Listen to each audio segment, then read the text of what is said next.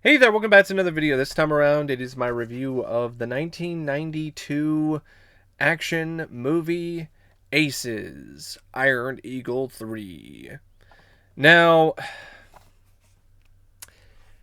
for years I thought this was just awful and one of the worst action films I had personally seen, but now I just think the movie is below average.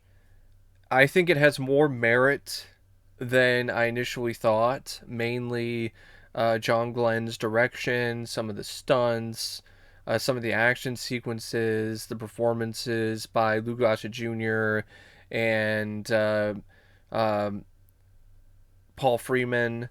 I think the two of them delivered some pretty solid performances. And it was fun to see Sonny Chiba again, especially in a film like this. It was very different than his work in his classic martial arts films like The Street Fighter. And when it comes to the flying scenes, they were well shot, and there was definitely a budget behind those sequences because they were real planes, and I thought the effects actually looked pretty good for the time.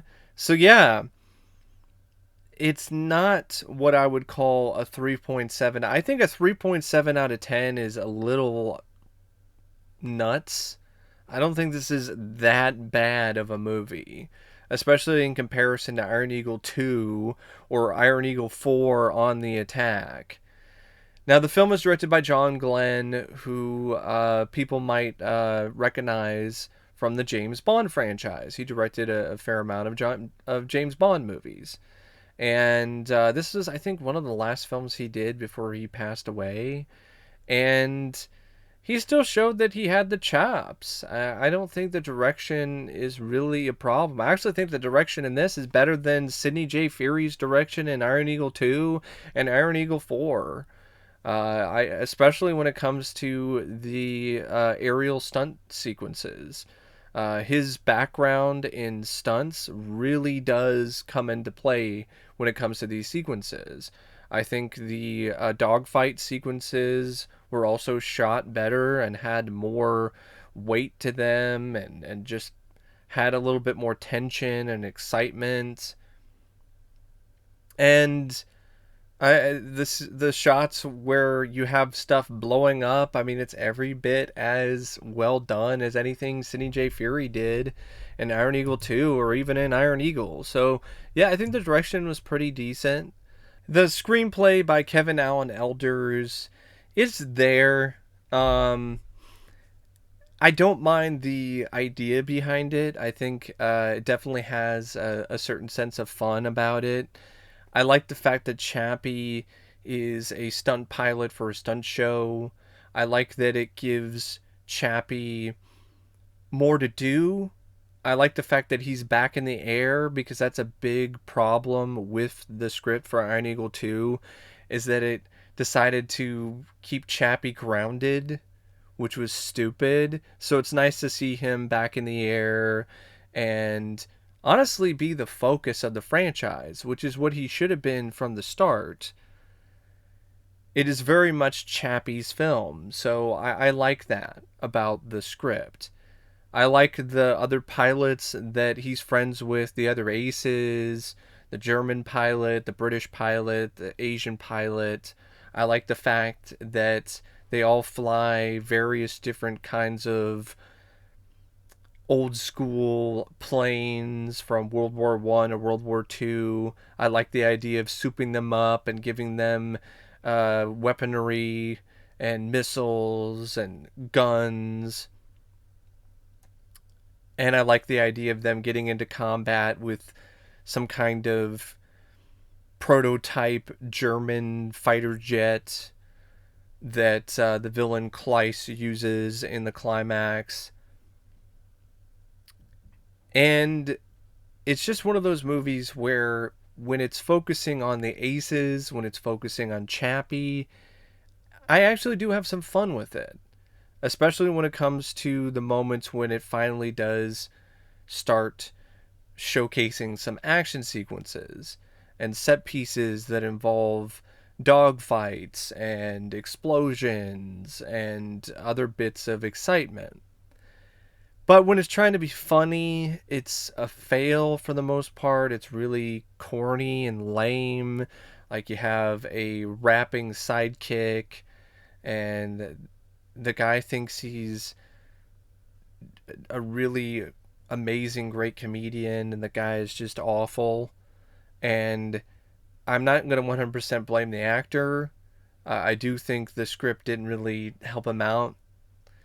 And there's also another subplot that's focusing on this character named Anna, and that's just awful. And the film just crashes and burns whenever it shifts focus away from Chappie to this character, which is why I don't understand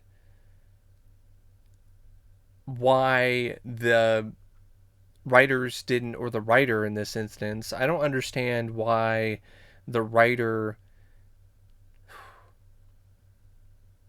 and the fact that it has this focus on this other character who was never in any of the other movies kind of baffles me, because I feel that instead of trying to have this female Rambo character that really isn't very effective, they could have brought in Doug Masters. I know Doug supposedly died in Iron Eagle 2, but they retconned that in Iron Eagle 4.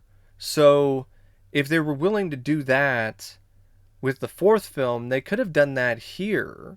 And they could have showcased Doug surviving the explosion, and he's the one that's taken prisoner by Kleiss. Maybe he was taken prisoner by the Soviets initially. Then the Soviet Union crumbled, and then there was a transfer of power, transfer of prisoners. This is the kind of stuff you don't really have to put a lot of thought into because it's Ace's Iron Eagle 3.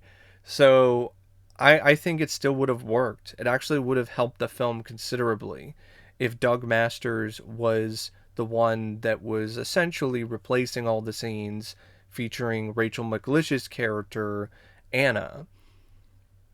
So yeah, Doug is captured, he escapes, and he winds up reuniting with Chappie, but it's a very choppy and contentious reunion, and Doug is not really the same person anymore. He's dealing with PTSD, and maybe in order to cope, he starts doing drugs.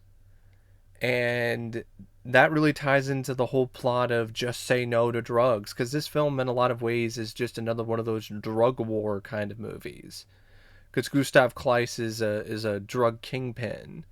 So that could be the catalyst for Chappie deciding to band together his aces and put guns and missiles on these old planes and do a sneak attack on Kleiss and his operation and take him out, because now he's got a direct connection with it, because Kleiss's drugs are affecting Doug.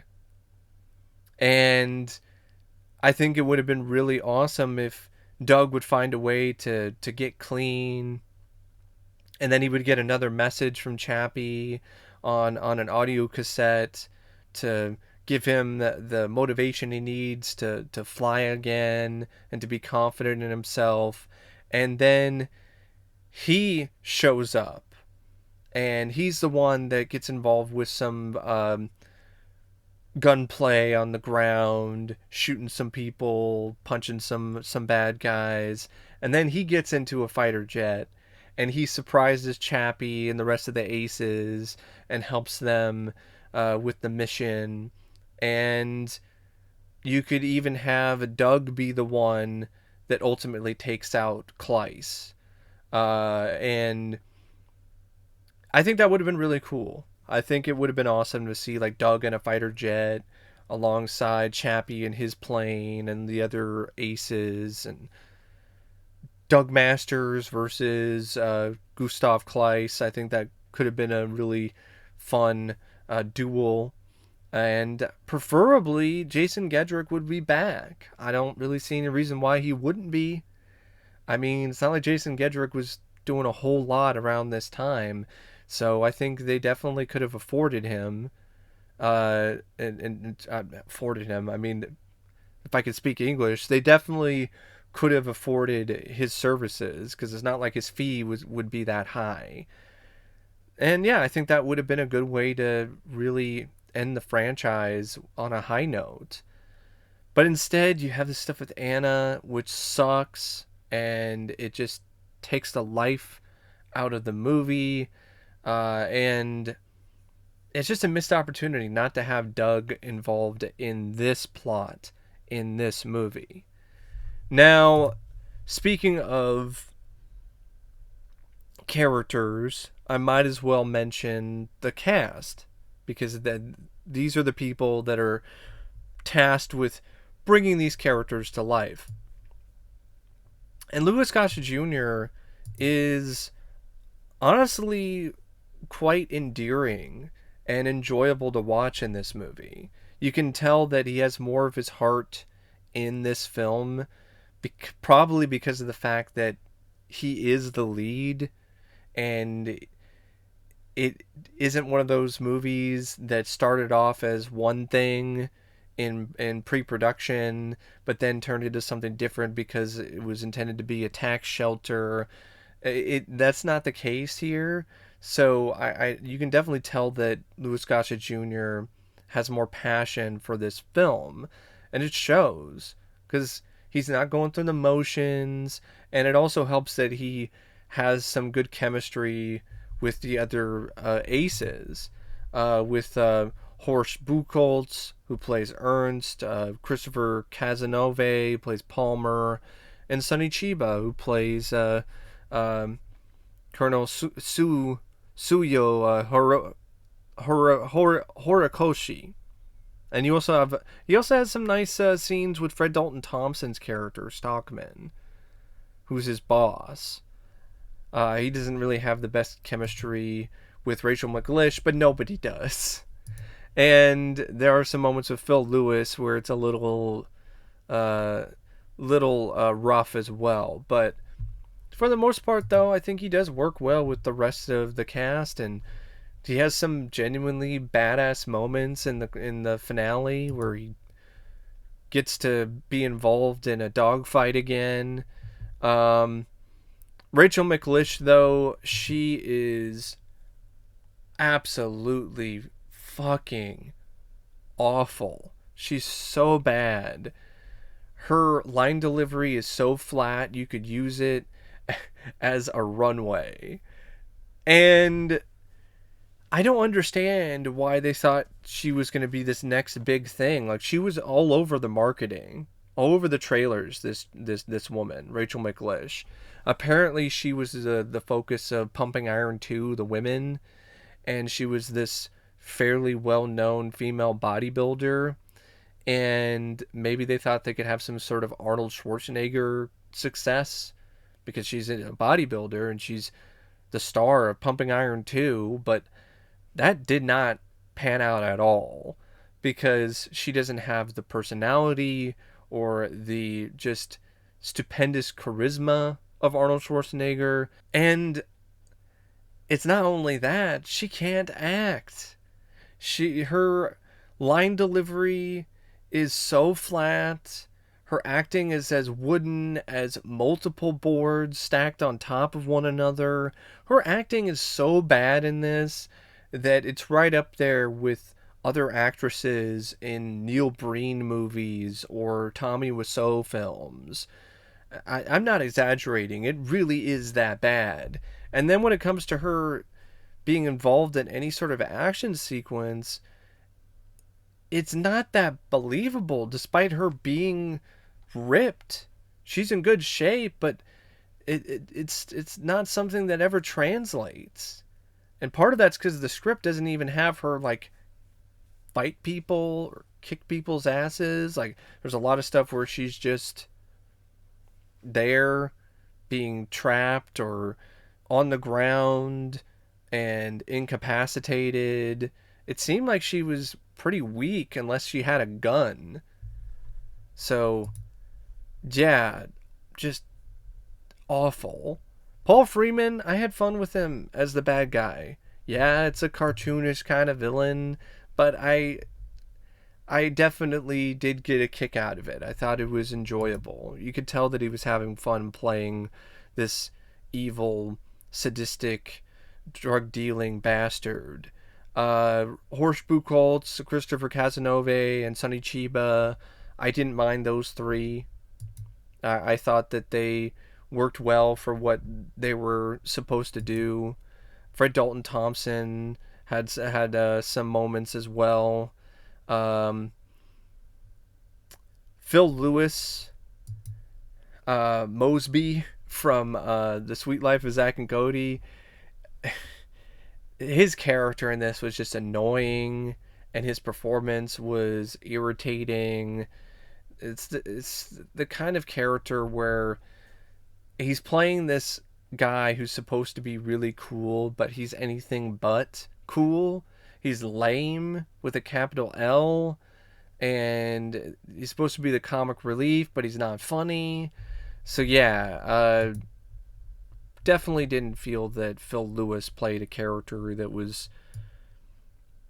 really that likable, let alone that memorable, at least in a good way. I mean, there's this whole scene where he's supposed to be doing an Eddie Murphy impression, and it's a really bad impression, and he says, "That's my best Eddie Murphy impression." And I'm like, "That's your best? I don't want to see your worst then, if that's your best."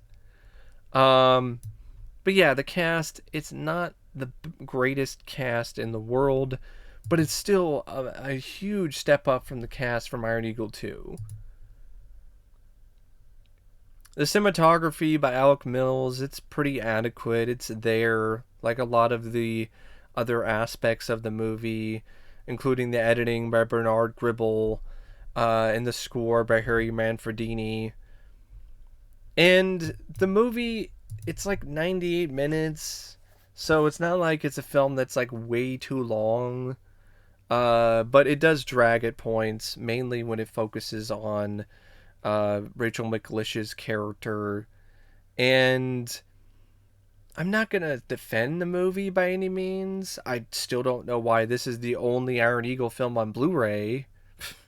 Kino Lorber released it on Blu-ray, but the first film still is not on Blu-ray. But it's not a 3.7 out of 10 bad to me. It's not a film that I would say is a complete and total waste. I had some fun with some of the action sequences. I thought John Glen did a good job directing it for the most part, considering what he was working with. Some of the performances by the cast are fun and have a certain charm to them. Yes, there's some really dumb stuff. Like, I don't know how this is even possible. There's a sequence where Sonny Chiba stops a missile with tin foil. I guess there's supposed to be a countermeasure. It's like, deploy your countermeasure. Do you have your tin foil? And the camera pans down, and Sonny Chiba has like a box of Reynolds wrap and just takes the tin foil and throws it out of the plane, and it stops a missile. I don't know how that's even remotely possible. And there's some other dumb stuff throughout the film, but that was definitely one of the dumber things where I was just like, what? Tin foil? How does tin foil stop a missile? But it's just one of those movies where at least it doesn't take itself too seriously. I mean, you got a scene where a guy gets killed by a church bell. The guy blows up a church, and then the bell flies through the air and then lands on his head.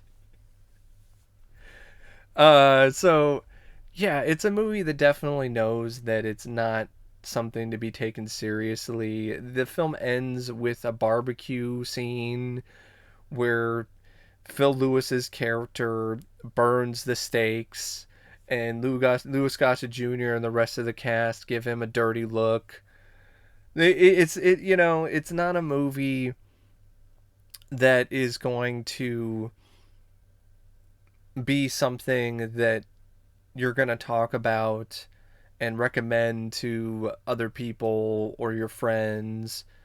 It's not a film that I think is going to get a lot of high marks, but at the same time, it's not something that infuriates you. It's not infuriatingly bad. It's bad, but bad in a way where you can have some fun with it. And it's a movie that could have been better if it had a better script.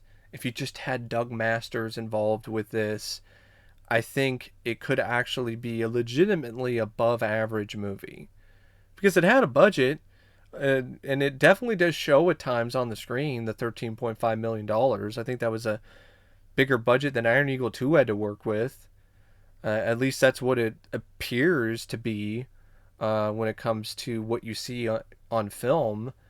But yeah, I'm rambling. I don't really know what else to say about it except it's just one of those movies where there's some nice stunt work, some nice moments of action here and there, but it's still ultimately a pretty lame and forgettable and bad sequel. But it's far from one of the worst when it comes to this kind of action movie, or the worst film in the Iron Eagle franchise. But anyway, that's my review of Iron Eagle 3 Aces. And as always, thanks for watching, and I'll see you later. See ya.